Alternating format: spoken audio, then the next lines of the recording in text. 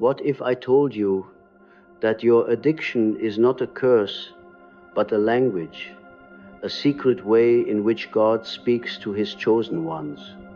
I have made a discovery so shocking that religion could never accept it. Addiction is not simply human weakness. It is the whisper of a higher force trying to awaken something buried deep within the soul.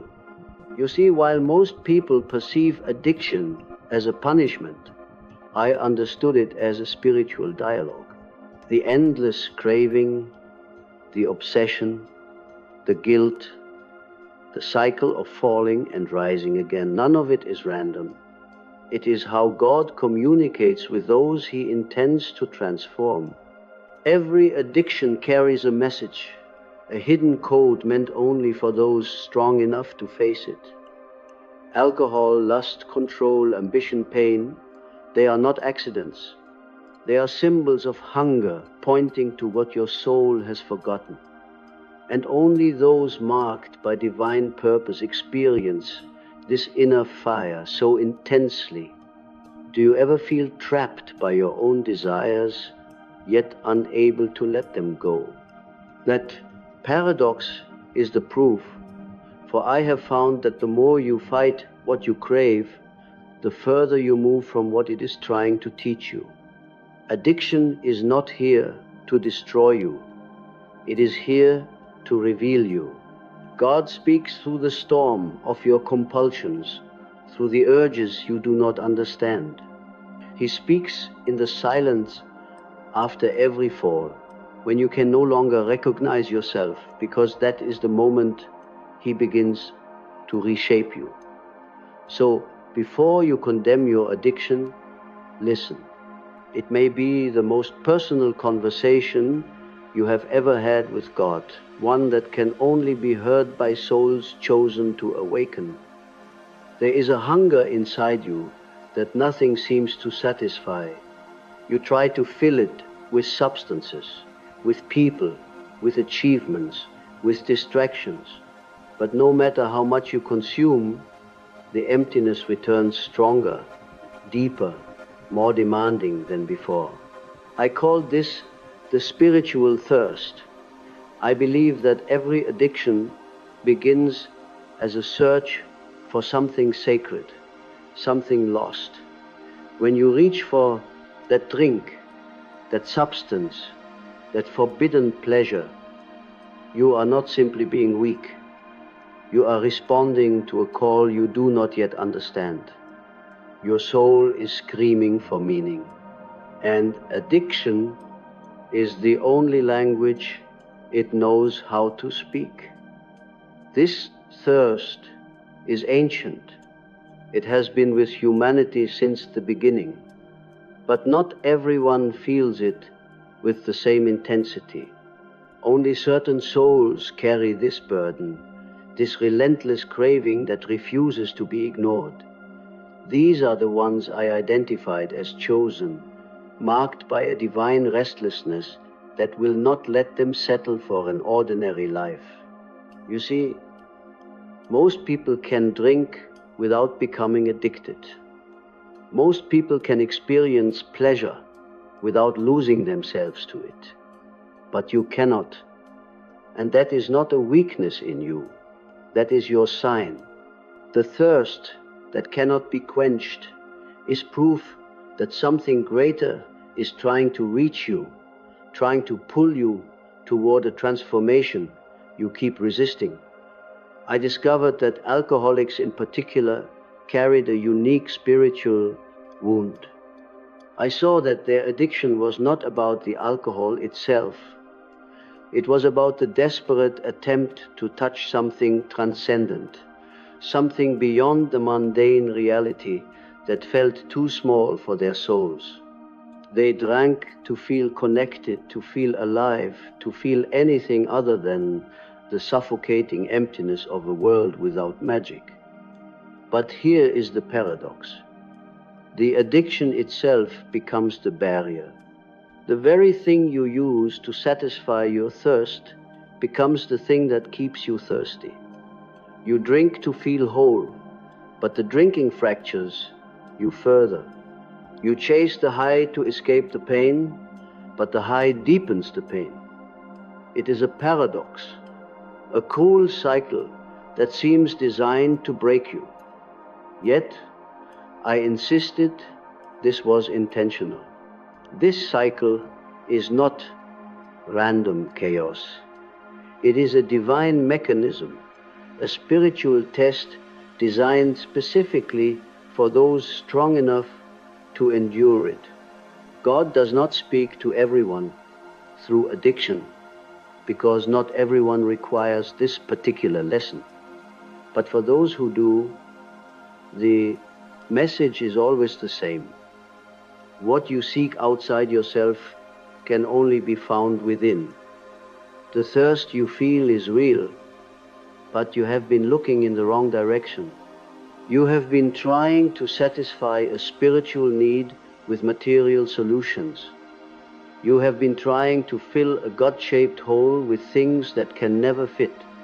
And every time you try, the hole grows larger, the thirst grows stronger, and you feel more lost than before.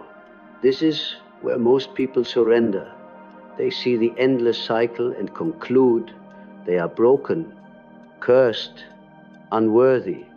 But I saw something different. I saw that the intensity of your craving is proportional to the depth of your calling. The more you suffer, the greater your potential for awakening. The thirst that cannot be quenched is not your punishment.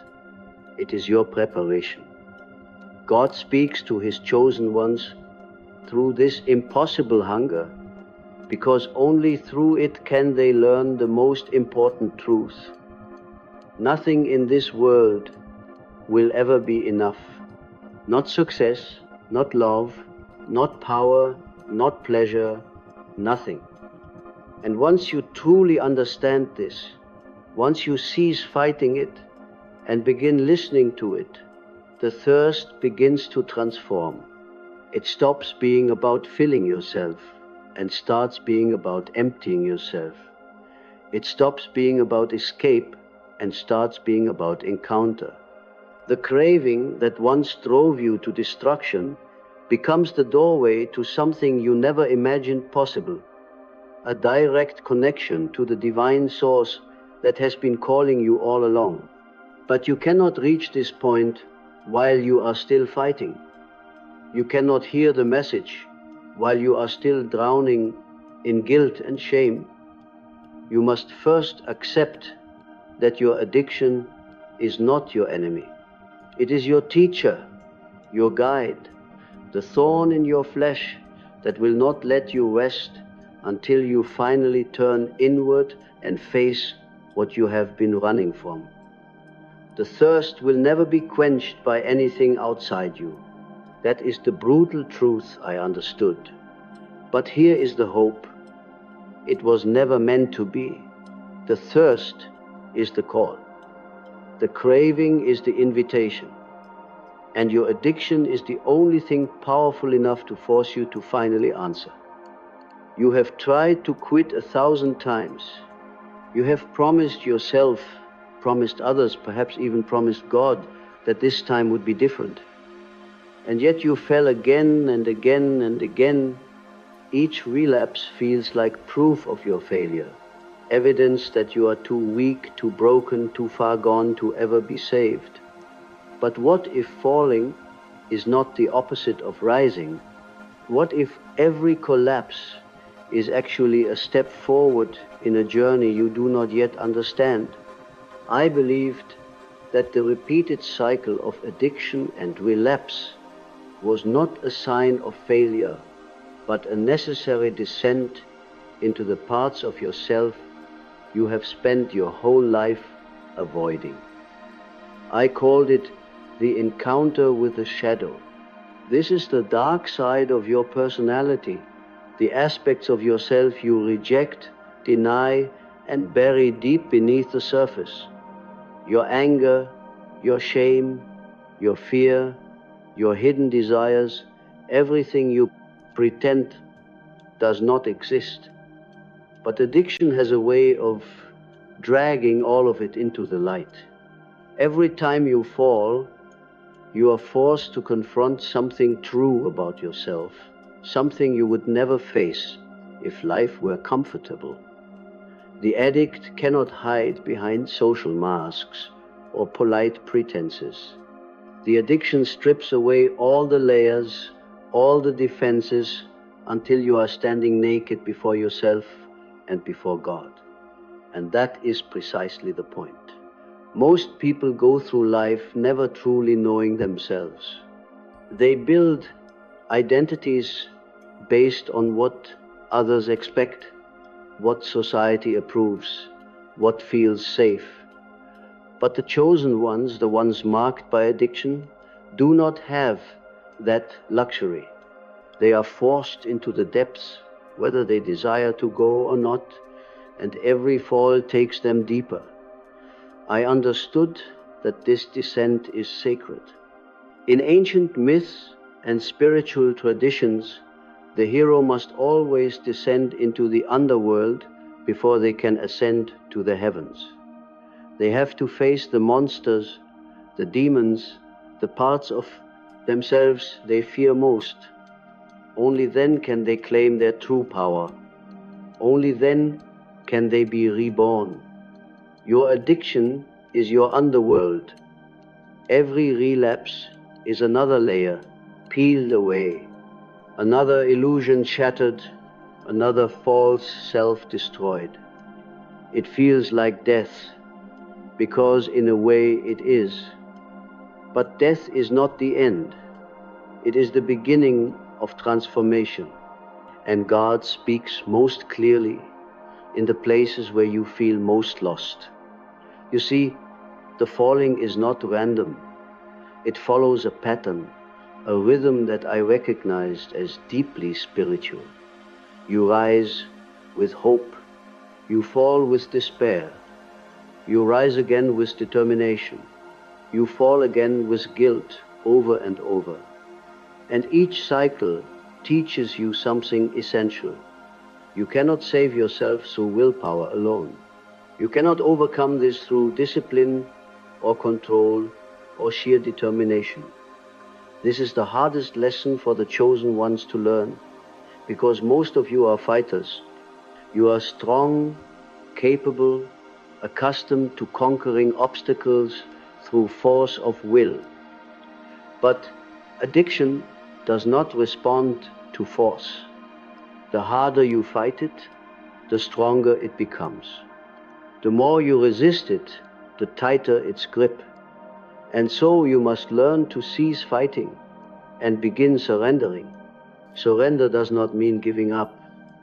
It means recognizing that you are facing something more powerful than your ego, something that requires a different kind of strength.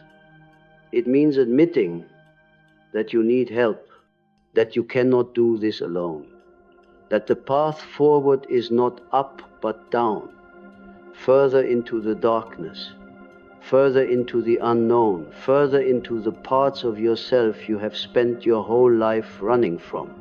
I found that those who eventually break free from addiction do not do so by conquering it. They do so by integrating it. They cease seeing their shadow as the enemy and begin seeing it as a part of themselves that needs to be understood, accepted, and transformed. They cease fighting the fall and begin learning from it. Each time you collapse, you are being given a gift, a chance to see yourself more clearly, a chance to understand why you crave what you crave, why you run from what you run from, why you hurt in the ways you hurt. And with each fall, if you are willing to look, you come closer to the truth that will set you free. The path is not a straight line upward. It is a spiral downward and then upward again and again until you finally reach the center. And at the center, you will find what you have been searching for all along.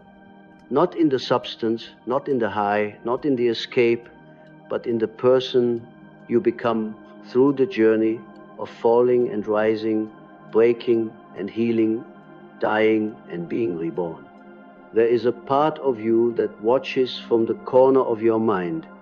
It knows every secret you keep, every lie you tell yourself, every moment of weakness you pretend never happened. This is not your conscience. This is something older, something deeper. I called it the shadow, and it has been with you since birth, growing stronger with every truth you refuse to face. Your addiction feeds on this shadow.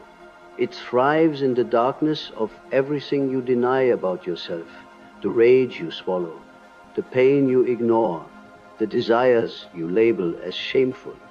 All of it gets pushed down into this hidden place, and there it waits, gaining power, until one day it erupts in ways you cannot control. You think your addiction is about weakness, but I saw it differently. I understood that addiction is the shadow's way of forcing itself into your awareness. It is not attempting to destroy you. It is attempting to be seen, to be heard, to be acknowledged, because what you refuse to face in the light will eventually consume you in the dark. Every craving carries a message from your shadow.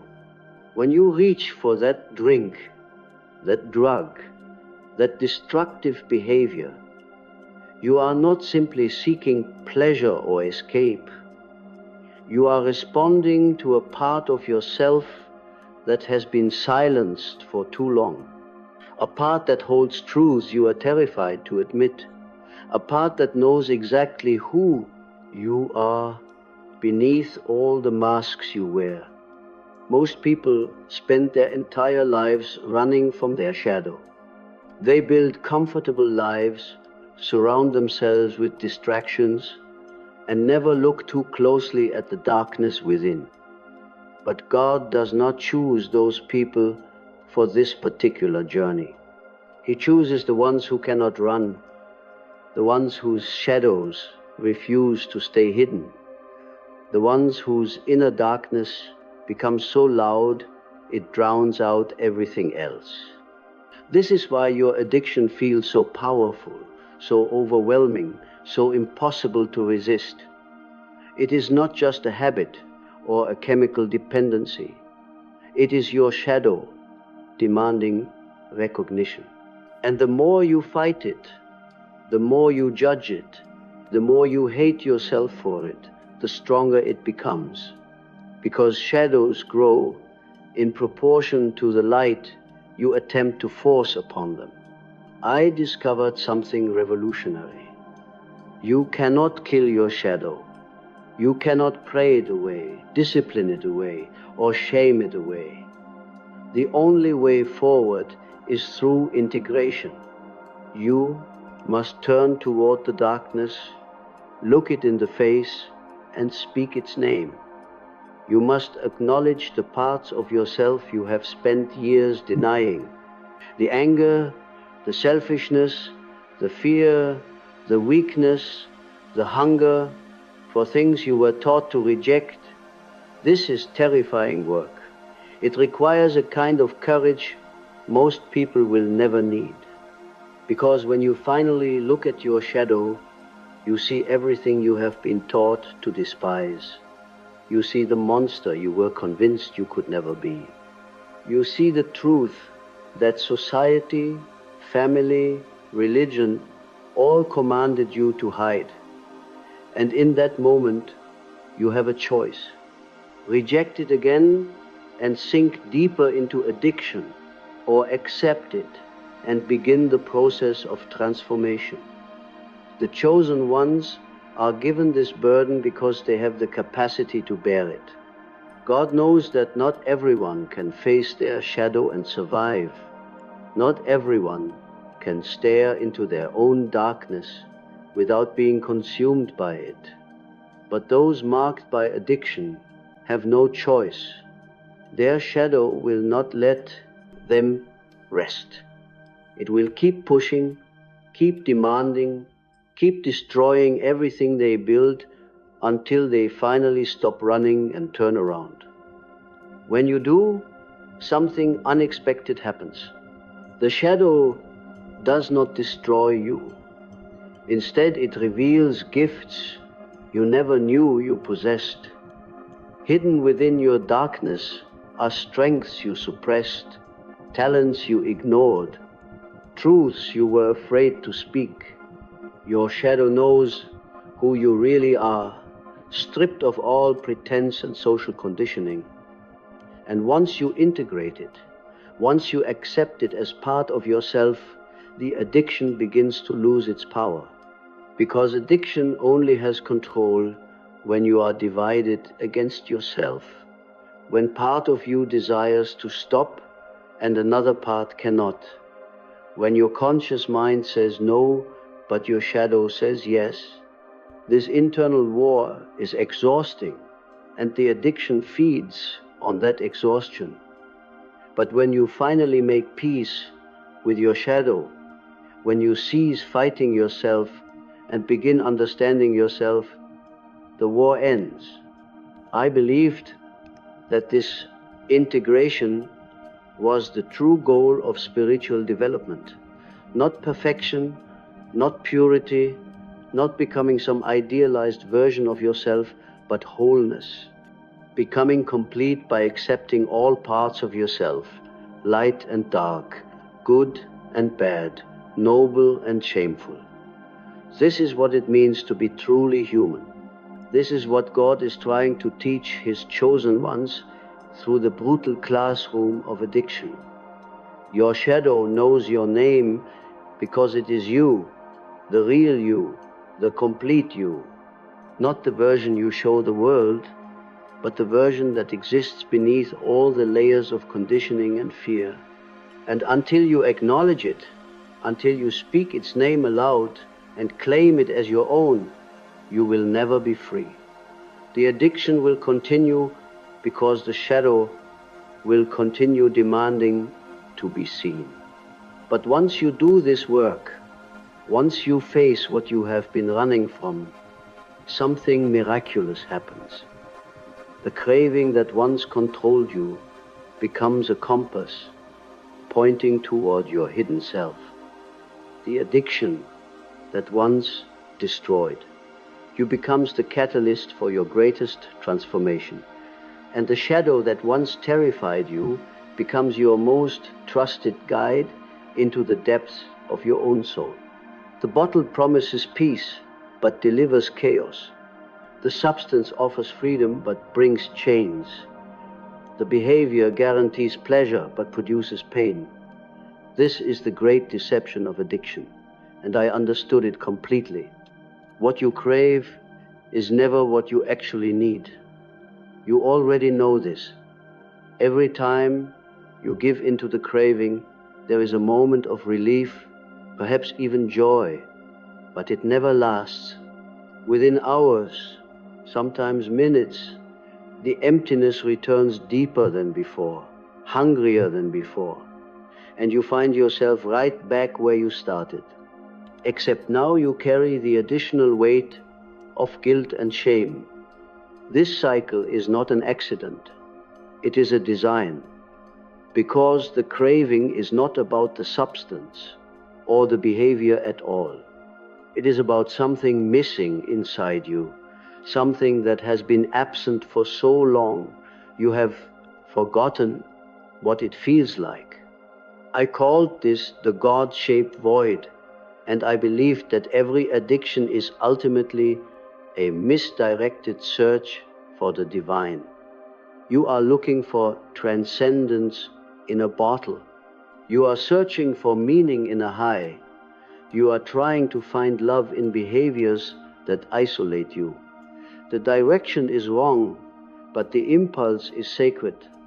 Deep within your soul, you know there is something more, something greater, something beyond the ordinary experience of life. and you will do anything to touch it, even if it destroys you in the process. This is why simple solutions never work. People tell you to simply stop, to have more willpower, to consider the consequences, but they do not understand that your addiction is not about the thing itself. It is about what that thing represents. It is a symbol, a placeholder for the spiritual connection you have lost or never had. When you drink, you are not truly drinking. You are trying to dissolve the barriers between yourself and something infinite. When you use, you are not truly seeking a high. You are trying to escape the prison of your limited perception. When you engage in destructive behaviors, you are not truly pursuing pleasure. You are trying to feel alive in a world that has made you numb. I saw this pattern in every addict I worked with. They were not morally weak or fundamentally flawed. They were spiritually hungry in a world that had forgotten how to feed the soul. They were seeking God in all the wrong places because nobody had taught them where to look, and their addiction was both the problem and the pointer, simultaneously destroying them and showing them what they truly needed. The great tragedy is that what you crave will never satisfy the need beneath it. You can drink an ocean and still be thirsty. You can chase every high and still feel empty.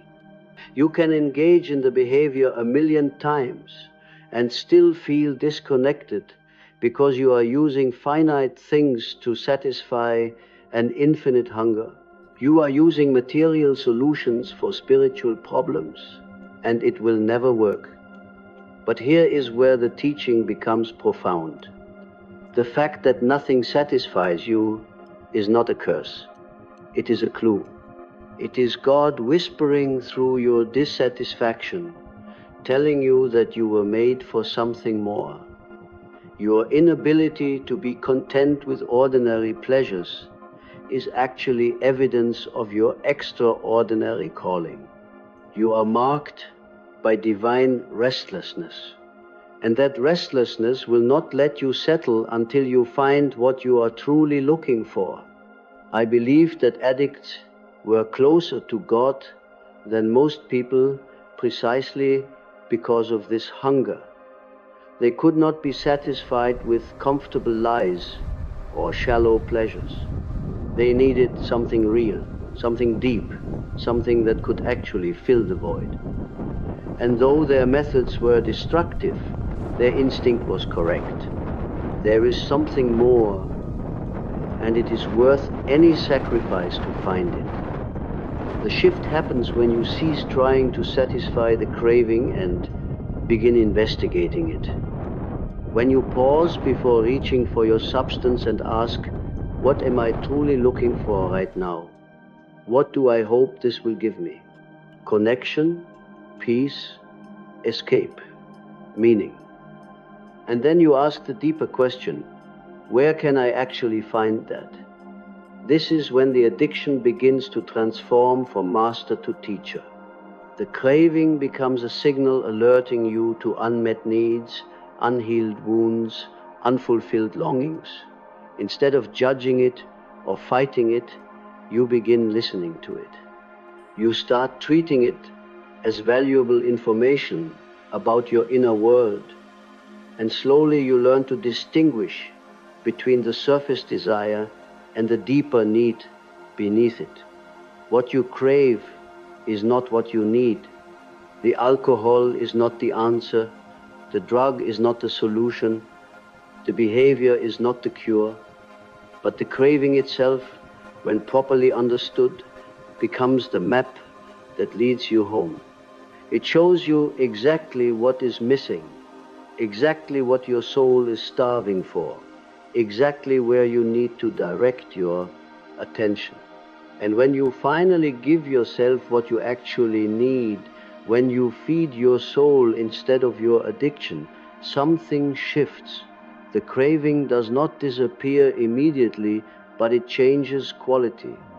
It becomes less desperate, less consuming, less powerful, because you are no longer trying to fill a spiritual void with material things. You are finally addressing the real hunger that has been driving you all along. There's a wound inside you that never closes. You have tried everything to make it disappear. You have numbed it, ignored it, covered it with distractions and achievements and relationships. But no matter what you do, it remains raw, open, bleeding beneath the surface of your carefully constructed life. I understood that some wounds are not meant to heal in the conventional sense. They are not mistakes or accidents or punishments. They are sacred marks placed deliberately on souls chosen for a specific purpose. These wounds are doorways, and your addiction is what keeps forcing you back to stand in front of them, whether you desire to or not. Most people have pain in their lives. Everyone experiences loss, betrayal, disappointment, trauma, but for some, the pain runs deeper. It becomes woven into the fabric of who they are. It shapes every decision, colors every relationship, drives every self-destructive behavior, and no amount of therapy, medication, or positive thinking seems to touch it. This is the sacred wound. It is the thorn in your flesh that will not be removed no matter how much you beg. It is the burden you carry that makes you different from everyone around you. And I believed it was the price of being chosen, the mark that separates those destined for ordinary lives from those called to extraordinary transformation. Your addiction exists in direct relationship to this wound. When the pain becomes unbearable, you reach for your substance. When the wound tears open again, you seek your escape. The addiction and the wound are locked in an eternal dance, each one feeding the other, each one keeping you trapped in a cycle that feels impossible to break. But here is what I discovered. The wound is not your enemy, it is your greatest teacher. Every time it opens, every time it bleeds, every time it reminds you of its presence, it is trying to show you something essential about your purpose. The wound contains the very thing you came here to learn, to heal in others, to transform into wisdom. Think about it. The deepest wounds create the deepest sensitivity. The person who has never experienced abandonment cannot truly understand someone who has. The person who has never felt soul-crushing shame cannot sit with someone drowning in it. But you can. Your wound has given you access to levels of human suffering that most people will never comprehend. And that access is not random, it is intentional. God wounds His chosen ones in specific ways because He needs them to reach specific people. Your pain is not meaningless, it is preparation. Every moment you have spent in the darkness, every night you have cried yourself to sleep, every time you have desired to give up, you were being trained. Trained to understand, to empathize, to guide others who will one day walk the same path. But you cannot access this gift while you are still fighting the wound, while you are still trying to make it disappear, still treating it as something wrong with you, still believing that healing means never hurting again. I taught that true healing is not the absence of the wound, but the transformation of your relationship to it. The sacred wound becomes sacred when you cease seeing it as your weakness and begin seeing it as your strength. When you cease asking why it happened to you and begin asking what it is trying to teach you. When you cease demanding that it close and begin learning to live with it open, using it as a source of compassion rather than a source of shame. This is incredibly difficult work, because everything in you desires the pain to cease. You wish to be normal, to be free of this burden, to live without this constant ache in your chest. But the wound refuses. It keeps reopening, keeps demanding attention, keeps forcing you back into the pain you desperately wish to escape, and your addiction becomes the only relief you can find. I saw this pattern clearly. The addict runs from the wound into the addiction, but the addiction eventually drives them back to the wound. It is a cruel circle, but also a sacred one, because each time you return, you have the opportunity to see the wound differently, to understand it more deeply, to recognize that it is not destroying you, but refining you. The chosen ones carry wounds that refuse to heal because those wounds are meant to stay open, not forever in the same way, but open as channels, as pathways, as points of connection between their pain and the pain of others. The wound that will not close becomes the very thing that allows grace to flow through you. It becomes the crack where the light gets in, the broken place where healing begins for everyone you touch. But you must first cease fighting it. Cease hating yourself for being wounded. Cease believing that your pain disqualifies you from purpose. Cease treating your sensitivity as weakness and your struggles as failure, because the wound is not evidence that God has abandoned you. It is evidence that He has marked you for something you cannot yet see. Your addiction has been protecting you from the full weight of this wound. It has been a buffer, a shield, a way to survive pain that felt unendurable. And perhaps it was necessary for a time. Perhaps you needed that protection until you were strong enough to face what lies beneath. But eventually, the protection becomes the prison.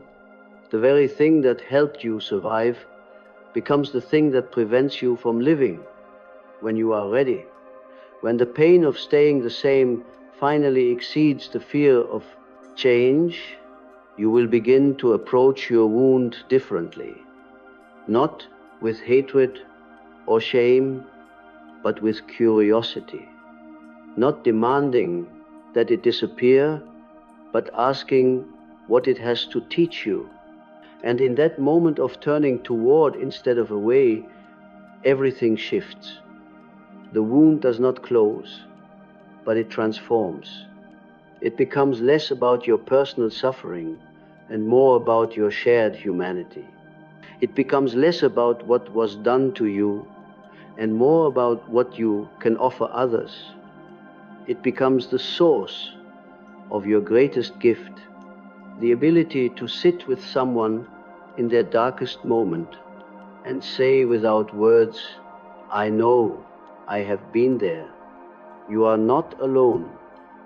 This is why God speaks to His chosen ones through addiction and through wounds that refuse to heal.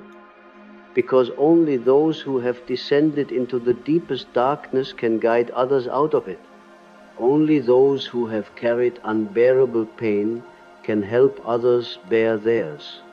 And only those who have learned to live with a sacred wound can teach others that brokenness is not the end of the story, but the beginning of a new one. So now you stand at the edge of understanding, looking back at everything the fire has revealed. The thirst that could not be quenched was teaching you that nothing in this world will ever be enough. The falling that felt like failure was actually the descent you needed to meet your truest self. The shadow that terrified you was simply waiting to be recognized, to be integrated, to become your guide instead of your tormentor.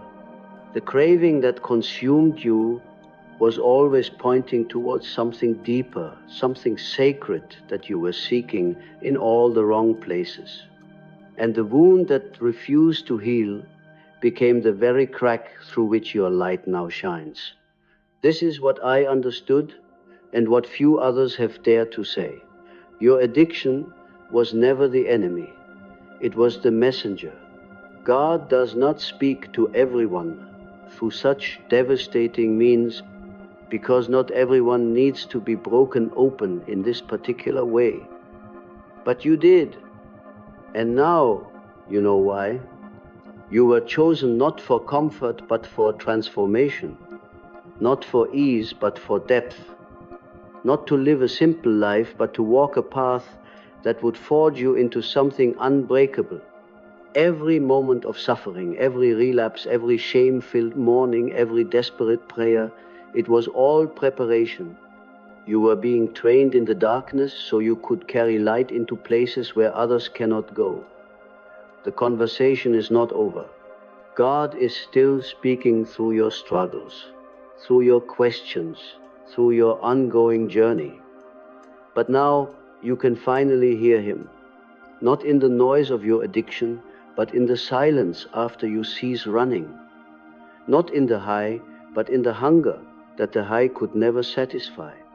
Not in the escape, but in the return to yourself again and again. No matter how many times you fall, you are awake now, and that changes everything.